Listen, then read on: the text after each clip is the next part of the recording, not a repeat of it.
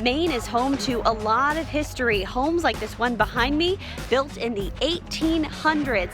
Now there's a new effort underway to make sure historic neighborhoods are ready for climate change. Plus, how one young Mainer is capturing the attention and the hearts of our nation's senators. Also tonight, Facebook, huge company, so there's a very good chance that its brand new high-tech currency Libra will be very popular worldwide, right? Cool? Maybe not, according to the Federal Reserve. Coming up, we'll tell you what the Fed chairman had to say about it, why he has some concerns. This is News Center Now.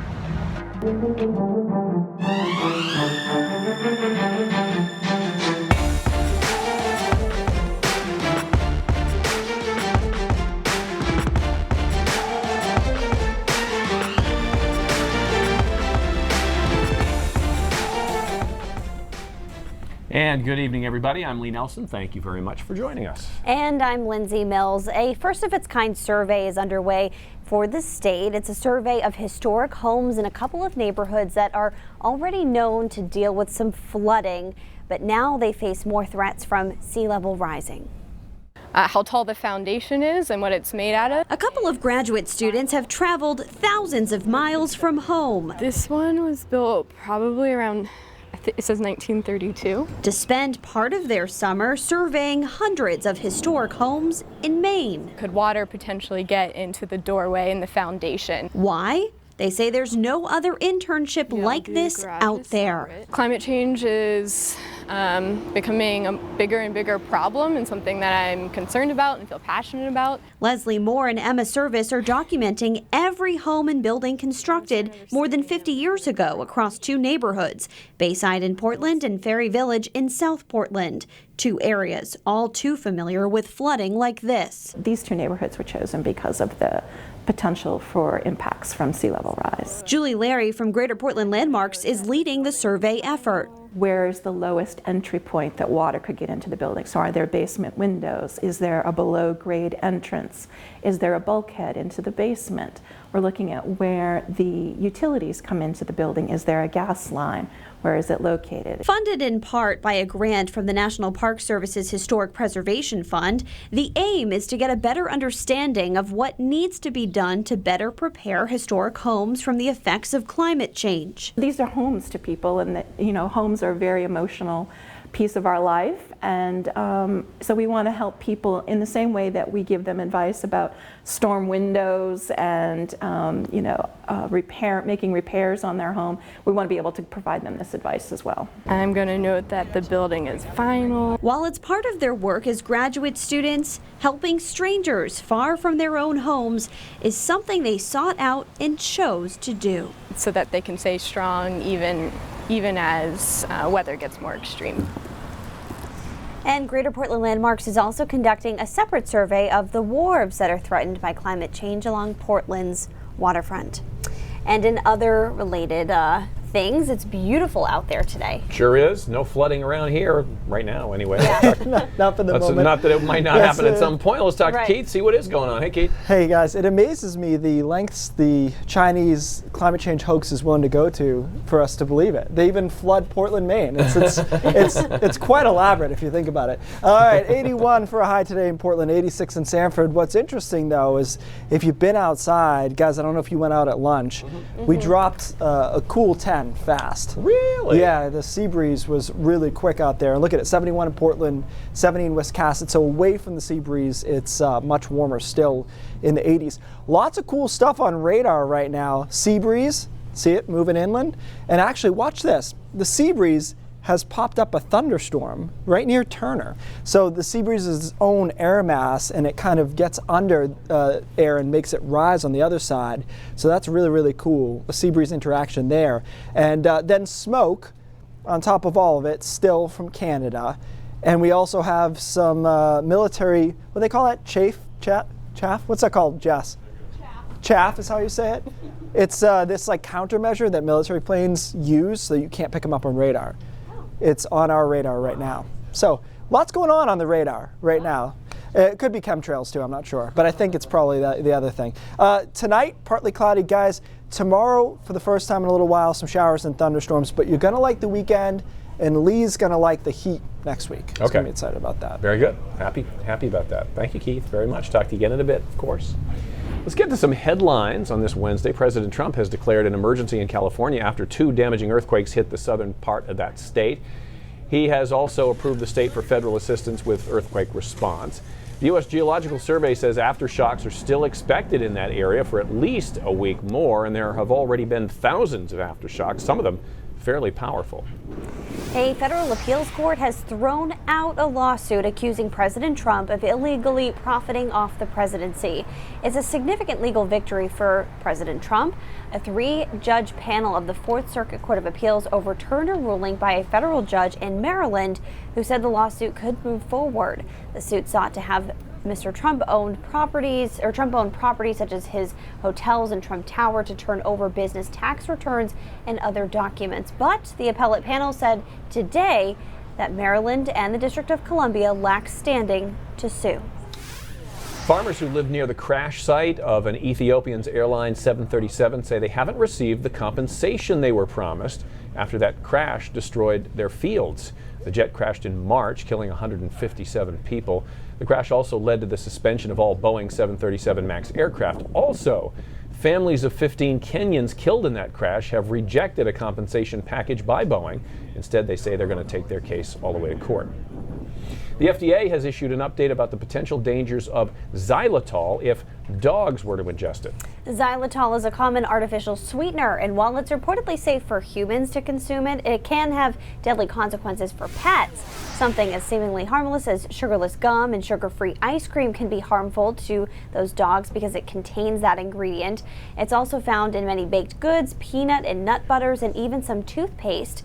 Specifically, xylitol can cause a deadly drop in a dog's blood sugar level. Symptoms include vomiting, decreased activity, staggering, collapse, and seizures.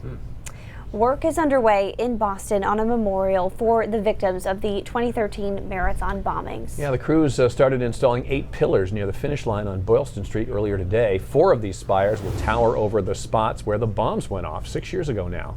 The spires will be surrounded by lights and topped carefully with glass. Artist Pablo Eduardo says the design represents how fragile life is.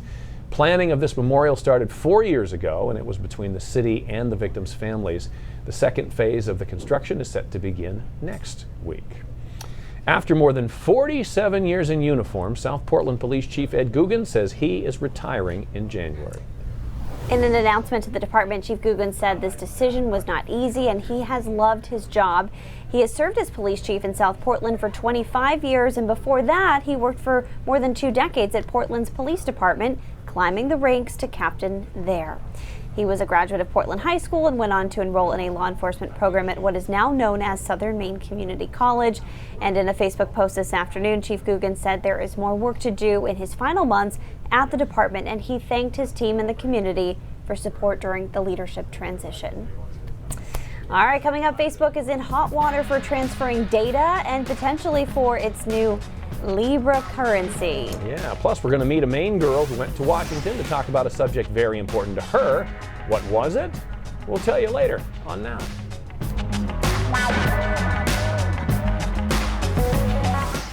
I was like, and I want to start reading the script now. No problem. You were just like, okay.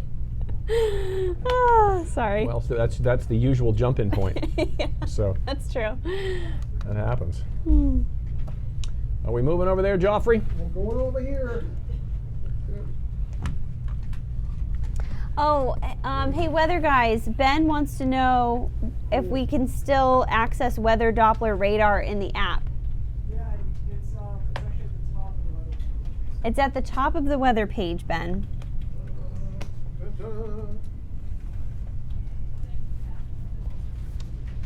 All right, let's see what we got here.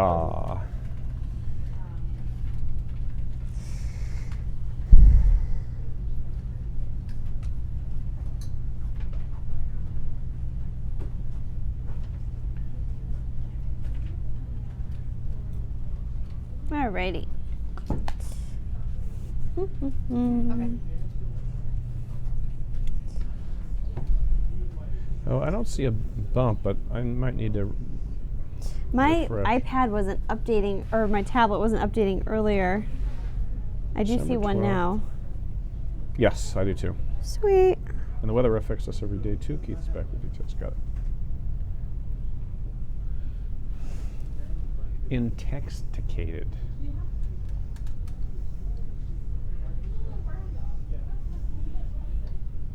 I like the shoes. Thank you. I like those. Oh, it just retreats. Target. It just retreats. Target. Yep. This thing doesn't work. There we go. I'll put some zip ties on it. Yeah, they just go.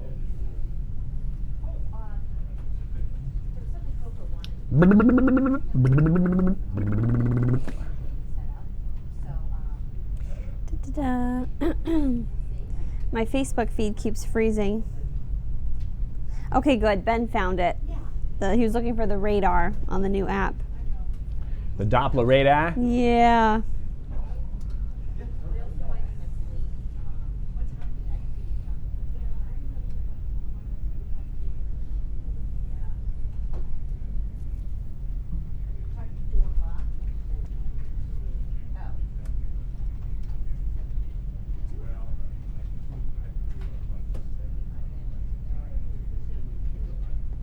December 12th, that's the day that Europe's top court will give its opinion on a major privacy case against Facebook that was filed in Austria. This case will affect how hundreds of thousands of companies transfer personal data worldwide. Facebook tech lobbyists and governments have been debating the case filed by privacy activist Max Schrems. He's fought Facebook before and won. At issue this time, standard contractual clauses used by Facebook and other companies to transfer personal data all over the world, and whether these clauses violate Europeans' fundamental right to privacy. And speaking of Facebook, Federal Reserve Chair Jerome Powell says Facebook's new digital currency, Libra, quote, raises many serious concerns. And he says it'll be closely monitored by American and overseas regulators. Powell says Libra could be used for money laundering and terrorist financing, and could also threaten financial stability around the world, given that Facebook's huge user base could adopt Libra worldwide. Powell also says the Fed is coordinating with the Treasury Department and other central banks overseas. Coming up next on News Center Now, a Maine girl goes to the nation's capital to try and make a difference for something that affects her personally. The weather affects us every day, right? Keith is back with the details on that.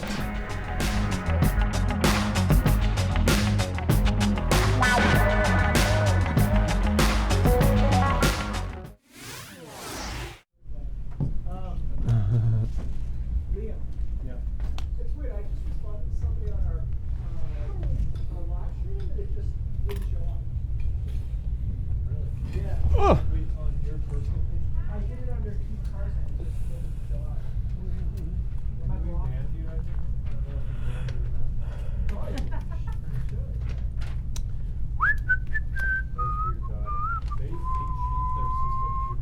So we got this first. Then Colin's diabetes testimony.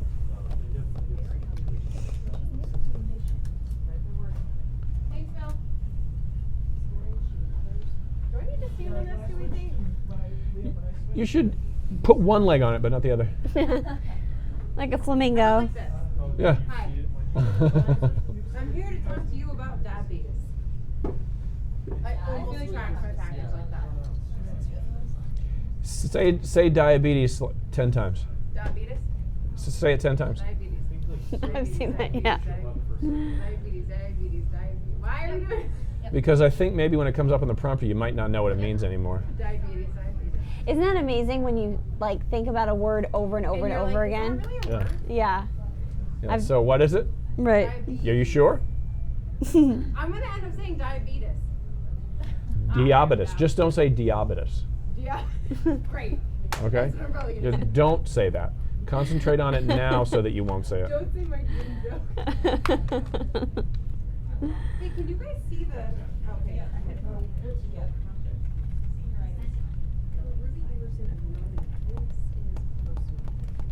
The cord to my mic. Oh, don't do it all.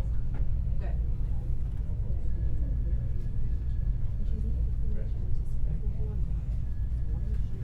Hey Fred, how's it going? Joe Ellen, who are you saying looks like James Bond? Probably me. Well, that would depend on which one. Yeah. Teresa makes an interesting point. She says they need to stop allowing new homes to be built along the coast and other waterways. It's interesting because FEMA did just redraw its flood maps, making recommendations and requirements. So I think we're going to start to see some new construction with those changes in mind. Mm.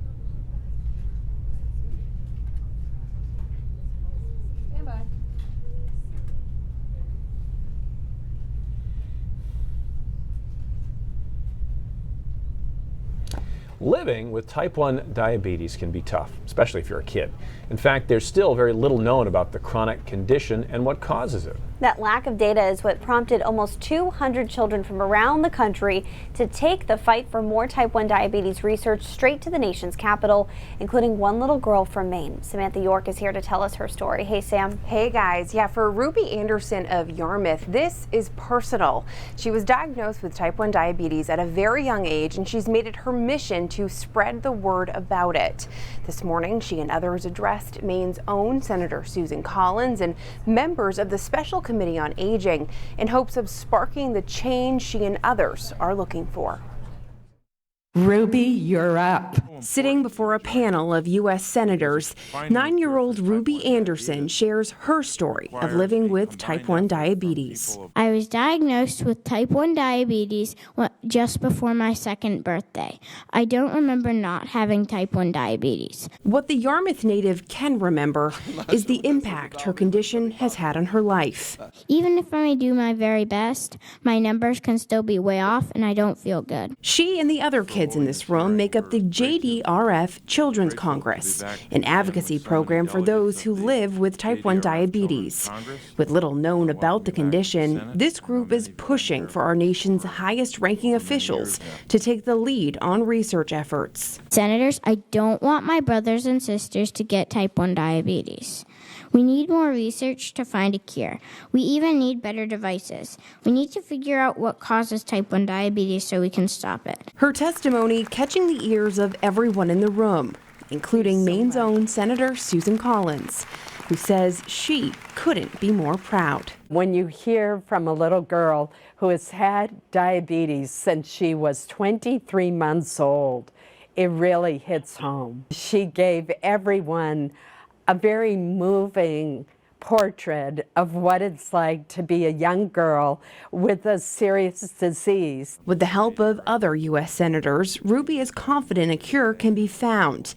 And if not, she has a plan. When I grow up, I want to be a scientist, partly because type 1 diabetes research is so important. And if they haven't found a cure for diabetes by then, I will. Now, Ruby joked with the senator after about how Collins would be the first name on the guest list to her party to celebrate her finding a cure for the disease one day. And I should mention that Ruby was actually one of 2 young Mainers in D.C. for this today. The other young girl was 9-year-old Lydia Bryant, and she is from Ellsworth. She was very impressive. Sam, real quick, too, you had a chance to talk to Senator Collins, wondering if you maybe asked her anything else, specifically maybe the book that's come out talking about her swing vote leading up to the Justice Brett Kavanaugh vote. Yeah, so I was able to ask her again about that vote. She's been a target for Democrats and others across the nation since it happened. But despite criticism, Collins says she stands firm behind her decision and is confident in the due process that she took. I just have to do what I think is right. And I acted with integrity when I cast that vote. It obviously is not pleasant to have endured such abuse for it, but I thoroughly respect those who disagree with my vote. And we'll have more from our conversation with the senator tonight on Newsletter Maine at 5:30 and 6. Guys, back to you. All right, Sam, thank you very much. Well, you know there's no complaints for the weather department when Keith's looking at all the little extra knickknacks on the radar. Yeah, well, it's just interesting because we knew that there wasn't going to be any real rain on there. And I'm going to show you the military stuff here in a second that's on the radar. I'm so it's pretty fascinated by that. It happened a few times earlier this summer as well, and it's usually picked up by Caribou's radar. So we'll show you that. that, Yeah. it's good to know what you're looking at when you look at the radar, because all kinds of stuff bats can show up, you know. Sea breeze showed up along the coastline down to the 70s from the low 80s, and the dew points came down with it. 70s, low 80s inland, though, away from the sea breeze, it is a much warmer late afternoon. There's your sea breeze, again, actually touching off a couple of showers here where that sea breeze is interacting with the other air mass, and you can see one coming just to the north there of Lewiston, and another one probably going to hit Augusta if it can stay together. So that shower, very, very isolated stuff. Guys, there it is. Look at the radar signature here. This is the military, why am I keep forgetting what they call it? Chaff. I would keep wanting to say chafe, and chafe is That's not. what I want to say too Chafe when you is say not it. what. So, it's because I have a leg brace on that I'm thinking about that. But anyways, that's what you're looking at there, coming off those planes, and then there's smoke. So there's a lot of stuff going on, radar and satellite right now. But the bottom line is it's relatively quiet here the next few hours. There's that isolated shower over southern Maine. The rest of us partly cloudy. We start clouding up tomorrow by about 10, 11 a.m. It's very sticky tomorrow, temperatures in the 70s. And then a couple of showers start popping up ahead of the front around 5, 6 o'clock over western Maine, getting into maybe the mid-coast by 10 or 11 o'clock at night. A lot of us, though, wait until Friday morning to see showers and thunderstorms. Friday, through the first half of the day at least, is a pretty wet day, and it's probably not until late afternoon that we clear out and into Friday night. But look where we are for Saturday morning. We're in good shape. Saturday looks beautiful. Sunday looks partly cloudy. Temperatures right around 80 to 85 degrees. So I like the weekend a lot. Looking at some heat next week, it's really just a matter of how hot is hot going to be for Wednesday and perhaps into Thursday of next week. The computer models here, GFS, giving us some mid-90s inland. And I will tell you the European model is right on that same page with even some upper 90s around. So we'll see as we get closer if they lock into that solution. But it looks pretty hot mid to late next week. In the meantime, this is what is going to be Tropical Storm Barry. It's almost a certainty it will develop into a tropical storm and eventually a hurricane. The computer model plots look like they're all over the place, but I will tell you that it doesn't matter too much if it's here or here, because this storm will be largely about storm surge and rain, not wind fields. And I think it could be a bad situation, guys, for Louisiana. They are already flooded, so this tropical storm could put 10 or more inches of rain down. Meanwhile, here in Maine, quiet. Saturday looks good. Mountain shower on Sunday looks good. Monday, Tuesday, and again, we'll watch the heat on Wednesday. Could be a 2-day event. Wednesday, Thursday could be just one of the days, depending on how the backdoor cold front comes through. But I think 90 looks really, really likely. It's a question of, do we get into that rarefied era of 95? You know, that's hard for us to do. Right. 90 we do every season. 95, not so much. Yeah. So. Come on, 95. We'll see. If we're going to do it, might as well do it. It's like how I am with snowstorms. Yeah. If we're going to do the snow, let's do it. I agree. I agree. Bring it on. Kind of, sort of, maybe. For a day or two. It's fine. Exactly. Thanks, Keith. Well, we have definitely gotten a lot of feedback from you guys after our new app launched yesterday. Yeah, you know we have a new app, right? There have been several good questions about where to find things. One of the most popular, one of the most asked was, where's that weather section? We decided it wasn't important, so we didn't put it in. No. It's located right in the middle of the black bar at the bottom of your screen. Really easy to find. From there, you can see the 7-day forecast and can customize some of the settings for just where you live. If you haven't downloaded it yet, hurry up and do it. If you have the old one, you should be able to just update it depending on how old your device is. It is free on both the App Store and Google Play.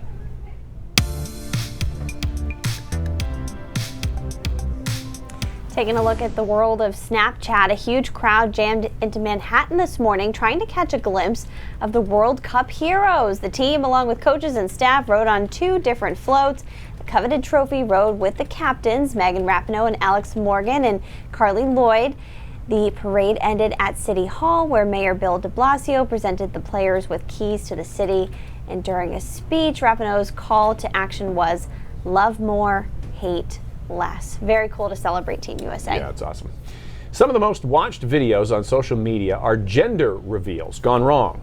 It's a way for a couple expecting a baby to reveal to everybody if it's going to be a boy or a girl, but again, it doesn't always go as planned. We're seeing a car do a burnout in Australia. Clearly it's going to be a baby boy. What's not planned is the car catching on fire. Oh no. And that happy blue smoke turns into a much different color in a little bit.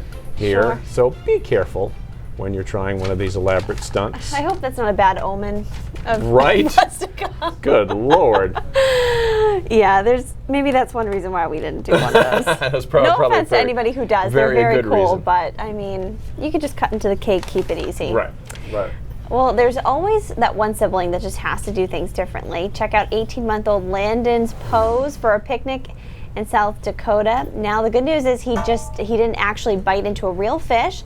Luckily, those rubber fish that were on display in this picture were taken at the Children's Museum there. So cute. All right, Sydney's here. She's going to tell us what's coming up at 5:30. Howdy. Hey, we were talking yesterday about the new flights from Portland to Boston. Right. Between those two, a lot of people are saying, why fly to Boston? We're going to tell you how long it takes and how much it costs, whether or not it's worth it.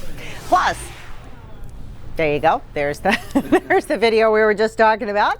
Also, the World Wife Carrying Championships just took place in Finland. And Mainers, of course, are familiar with this because we have our own wife carrying races. In fact, it just happened over the weekend. We're going to look at what goes into training for this and what the winners get out of it. It's all ahead at 5:30. And you guys are competing next year. Actually, we're going to do the Yeah. reverse. It's the husband carrying. That's not happening. Very good. Sounds good. Really good idea to me. We'll see you guys at 5:30. We're back after this. They carry them. It's so funny. Well, did you So see when funny. they jumped in the water? Her head was underwater. Yeah, right. I hope he warned her it was coming. Plus, her head keeps banging into his butt. You know? It doesn't look comfortable. No. It gives me a headache watching it. Ugh.